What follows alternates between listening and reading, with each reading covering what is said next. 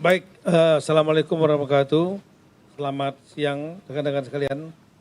Saya selaku Menteri Dalam Negeri datang ke sini untuk melihat lokasi kebakaran yang kemarin ya terjadi. Saya juga berdiskusi dengan Bapak Mensesnek yang intinya kita tidak menginginkan kejadian ini terulang kembali. Kita semua berduka karena ada 22 orang yang wafat karena peristiwa kebakaran ini di gedung ini. Kemudian saya diperintahkan untuk mengevaluasi prosedur tata cara untuk pencegahan kebakaran atas gedung-gedung itu seperti apa. Dan kemudian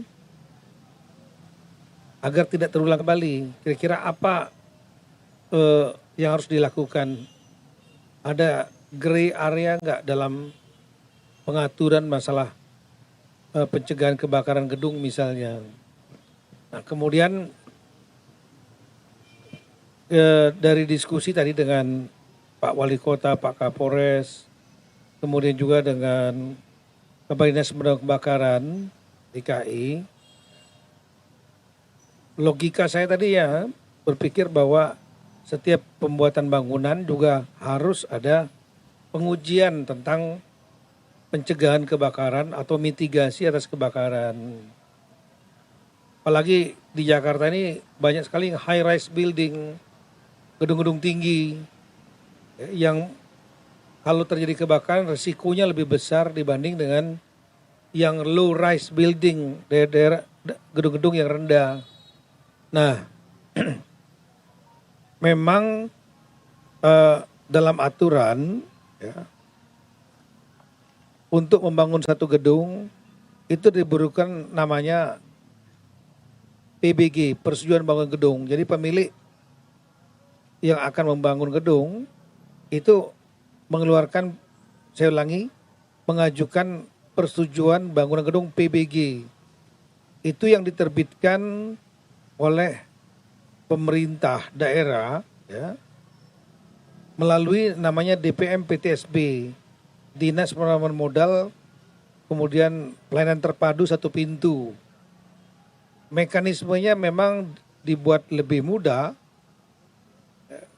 ketika ada Undang-Undang Cipta Kerja, yaitu ada yang disebut dengan risiko rendah, risiko sedang, dan risiko tinggi, melalui sistem yang digunakan online, yang tujuannya untuk mempermudah pembukaan lapangan kerja, menggunakan mekanisme OSS, online single submission, yang jalur jejaring ini dikelola oleh Kementerian Investasi, BKPM sistemnya. Tapi kemudian daerah-daerah biasanya yang sudah ada di mall pelayanan publik MPP. Kalau DKI ini MPP cuma satu dimiliki oleh provinsi. Tapi kalau di daerah lain total semuanya seingat saya ada 296 mall pelayanan publik. Nah, di mall pelayanan publik itu ada outlet untuk mengeluarkan PBBG, persetujuan bangunan gedung. Nah, salah satu syarat untuk persetujuan bangunan gedung-gedung itu adalah sertifikat layak fungsi, termasuk mengenai pencegahan, apakah gedung itu layak untuk mencegah terjadinya kebakaran atau mitigasi bila terjadi kebakaran. Maka nanti biasanya akan dicek oleh Dinas Pemadam Kebakaran ya, pada saat sertifikat layak fungsi itu akan diterbitkan. Syaratnya salah satunya Dinas Pemadam Kebakaran akan melihat apakah tempat itu ada alat pemadam kebakaran, kemudian apakah di tempat itu ada misalnya jalur evakuasi, sprinkler, bila terjadi kebakaran untuk memadamkan cepat, dan lain-lain. Nah, ini yang sedang didalami oleh kepolisian, Polres Pusat, dan juga nanti saya juga akan menurunkan tim dari Kemendagri, ya, karena kita juga memahami aturan ini. Aturan ini biasanya dibuat melalui peraturan daerah. Ya. Nah, untuk PBG dari Itjen nanti akan saya turunkan, Itjen Kemendagri, untuk melihat masalah administrasi ini, sehingga gedung ini bisa berdiri. Kenapa? Karena kalau kita lihat di peristiwa kemarin, gedung ini terdiri 6 lantai, ditambah rooftop di atasnya, jadi 7. Ya. Dan kemudian tempat kebakaran ini terjadinya di lantai 1. Lantai 2, 3, 4, 5, 6 itu nggak terdampak, betul Pak ya? Jadi lantai 1. Lantai tempat disimpannya peralatan untuk pembuatan drone. Ada baterai di sana. Dan peralatan lain untuk merakit drone yang sudah dipak. Nah, kalau diduga kebakaran ada di lantai 1 ini, kita belum tahu apakah dari drone, baterai, atau dari kegiatan lain. Yang jelas terjadinya pada saat saat makan siang ya. Karyawannya lebih kurang, total semuanya lebih kurang 76 sampai 80 orang. Tapi karena sebagian sedang makan siang, yang sisa adalah lebih kurang berapa Pak? 41 orang. 41 orang, dan kemudian ada kebakaran, mereka terjebak karena untuk turun ke bawah tidak ada jalur ke bawah, kebakarannya di bawah, ya, sehingga wafat 22 orang. 22 orang itu wafatnya, saya tanya apakah terbakar atau karena apa? Rupanya bukan karena terbakar, tapi karena asap, ya mungkin karbon monoksida atau zat beracun lainnya, ya, yang terhisap. Kemudian yang 19 berhasil dievakuasi. Saya menyampaikan apresiasi yang tinggi kepada Dinas Pemadam Kebakaran yang cepat sekali datang setelah mendapat laporan, dalam waktu 7 menit setelah laporan langsung datang ke TKP dan kemudian melakukan evakuasi melalui jalur samping, sehingga 19 orang dapat diselamatkan. Tapi yang 22 orang tidak dapat diselamatkan. Nah, kami akan melihat kembali aturan mengenai pembuatan gedung dari potensi kebakaran, ya, yang saya sampaikan tadi. Ada sistem OSS, ada mengeluarkan PBG, persetujuan bangunan gedung. Kemudian yang ketiga ada sertifikat layak fungsi SLF, ya. Pemeriksaan oleh petugas damkar untuk memenuhi syarat SLF. Dan saya tanya tidak ada regulasi untuk diperiksa secara reguler. Misalnya setahun sekali atau 2 tahun sekali. Kalau kendaraan umum kan ada uji kirnya, diuji ulang lagi, ya, kendaraan umum. Nah, apakah untuk gedung-gedung juga, terutama gedung-gedung yang high risk, risiko tinggi, itu diperlukan untuk pengecekan reguler supaya tidak terulang lagi peristiwa ini. Karena kalau kita lihat kebakaran ini terjadi di lantai 1 tanpa ada jalur evakuasi. Mungkin ada alat pemadam kebakaran tapi nggak sempat lagi.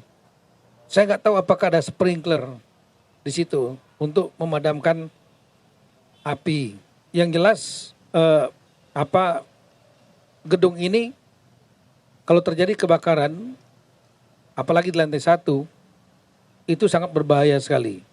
Karena tidak ada jalur evakuasi. Dan nggak ada alat pemadam kebakaran yang mencukupi. Nah, ini yang kita tidak inginkan terulang di masa mendatang di tempat-tempat lain juga. Besok saya akan melakukan Zoom meeting dengan seluruh kepala daerah dan seluruh kepala dinas kebakaran serta DPM PTSP, Dinas Penanaman Modal Pelayanan Terpadu Satu Pintu, yang mengeluarkan izin PBG, Persetujuan Bangunan Gedung. Saya kira itu rekan-rekan. Ada yang mau ditanyakan?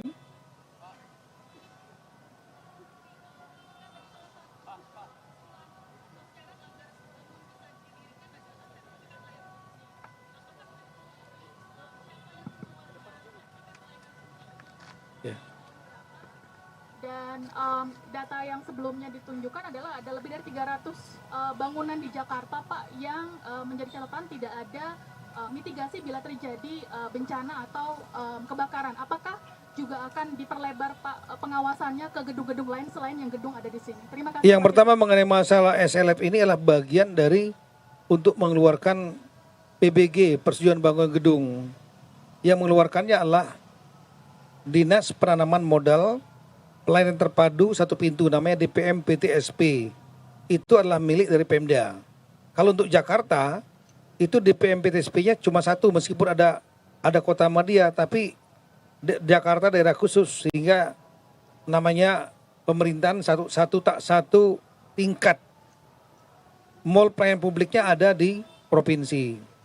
Yang mengeluarkan mall pelayanan publik itu di bawah Dinas DPM PTSP, Penanaman Modal Pelayanan Terpadu Satu Pintu. Jadi otomatis PBG-nya diterbitkan oleh dinas ini. Sertifikat layak fungsinya otomatis itu adalah komponen-komponen di dalam yang tergabung dalam DPM PTSP. Kalau untuk pencarian kebakaran ya otomatis dari Dinas Pemadam Kebakaran. Kalau untuk masalah kesesuaian tata ruang itu Dinas Tata Ruang, ya, dan seterusnya.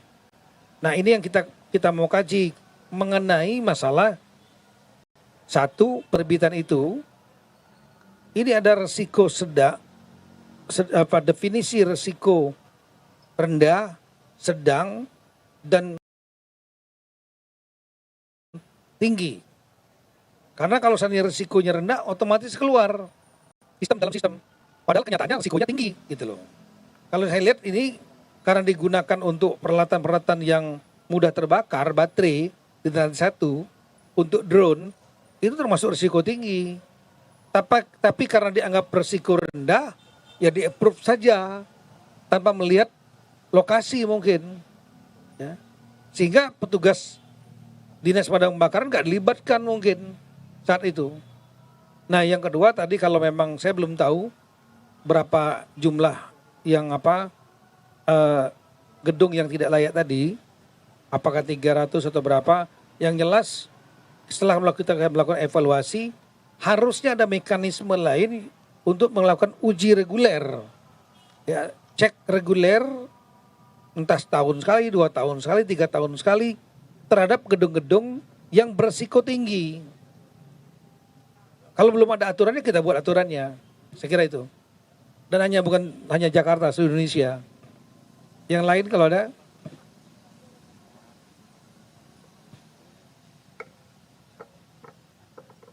Pak Tito, selamat siang.